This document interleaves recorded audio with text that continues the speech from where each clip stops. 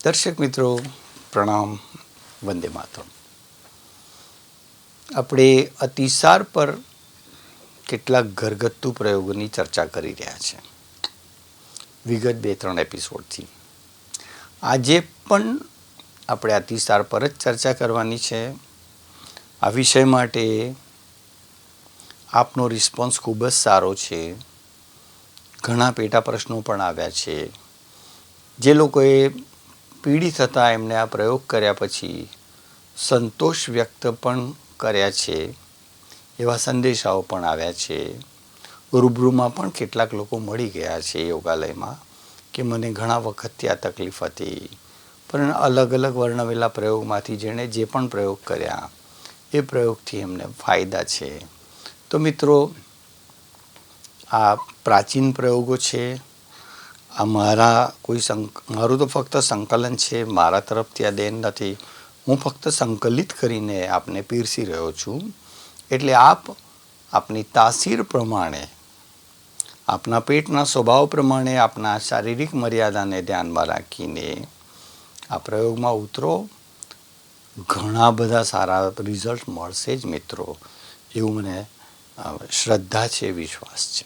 ઘણા સ્વાસ્થ્યવાંછુઓને પેટની ગરબડના કારણે વારંવાર ઝાડા થયા કરતા હોય છે. કેટલાકને તો ભોજન બાદ તુરંત ચૂંક આવીને જવું પડતું હોય છે, ઝાડા થાય છે. કેટલાકને કારણે અકારણે પેટની ગરબડ ચાલતી હોય છે.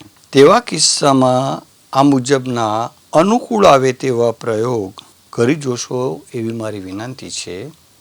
ઉંમર પ્રમાણે 1 થી 2 ચમચી ઈસબગુલ, 3 ચમચી દહીં, અડધા-પોણા ગ્લાસમાં બરાબરનું હલાવી દિવસમાં 2 વખત ખાવાથી લાભ થાય જ છે. જો કે તેમાં 1 નંગ કાળા મરીનું ચૂર્ણ અથવા થોડું 1-2 ચપટી સૂંઠ નાખીને પણ લઈ શકાય છે. 1 ચપટી હળદર પણ ઉમેરી શકાય છે.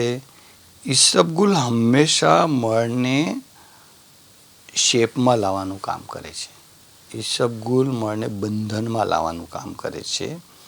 અને શાસ્ત્રવર્ણિત જે શેપ છે, મેં મળ પર 5 એપિસોડ અગાઉ મૂકેલા છે અને એ એપિસોડ ખૂબ જ પ્રતિસાદ પામ્યા છે. ખૂબ ફાયદા થયા છે લોકોને. મળના 5 પ્રકારની મેં વાતો કરેલી છે. તો મિત્રો, આજે પ્રયોગો દેશી પ્રયોગો કહેવામાં આવે છે અહીંથી, તો તમે એના ઉપયોગ કરી શકો. અતિસારના સંજોગોમાં પીડિતે પોચા રજઈ પર ચત્તા સૂઈને વિશ્રામ કરવો જોઈએ. ઝાડા અતિસારના રોગીને 2 થી 3 દિવસ ચોખાની આઇટમો, દહીં ભાત વગેરે અતિ ભૂખના સંજોગોમાં ખાવા જોઈએ. 2 દિવસ છાશ અથવા મઠ્ઠા એટલે કે લસ્સી પર કાઢવા જોઈએ. દાડમનો રસ પીવો જોઈએ. છોડાવાળી મગદાળ અને ભાતનો અતિસારના સંજોગોમાં ભૂખ લાગે ત્યારે ઉપયોગ કરી શકાય છે. તો મિત્રો, આના કેટલીક મર્યાદાઓ પણ હોય છે, એ પણ આપણને ધ્યાન રાખવી પડશે. આગળનો જો પ્રયોગ જણાવી દઉં, પણ એ પહેલાં આ બધા પ્રયોગો લખવાનું રાખજો. અડધું પડધું સાંભળીને બંધ કરી દેશો, પછી જ્યારે યાદ આવશે ત્યારે ખોળવા જશો. કેટલાય મિત્રો યોગાલયમાં ફોન કરીને પછી કહે છે કે અમને પેલો એપિસોડ મળતો નથી.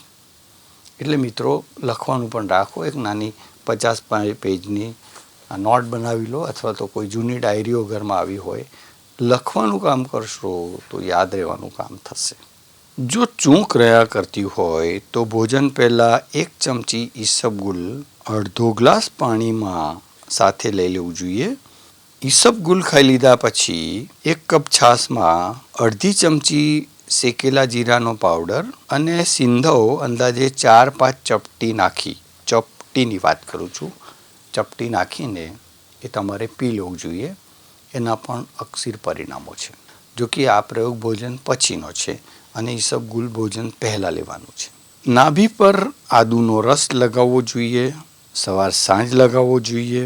પછી કેટલીક વાર કેરીની ગોટલીને દહીંમાં લેપ બનાવી નાભી પર અને પેટ ઉપર એનો લેપ કરવો જોઈએ. એ ગોટલી લઈ લેવાની, 2 ચમચી દહીં બરાબર એનો લેપ બનાવીને નાભી પર અને પેટ ઉપર સવારે નહાવાના 1 કલાક પહેલાં લગાવી દેવો જોઈએ. એના પણ અક્ષર રિઝલ્ટ છે. તો મિત્રો, આ સંવાદનો બધો શ્રેય ભગવાન શિવના ચરણોમાં અર્પિત કરું છું. જગતજનની ભારત માતાને પ્રણામ કરું છું અને આજના વિષયના સમાપનની આજ્ઞા ચાહું છું. વંદે માતરમ.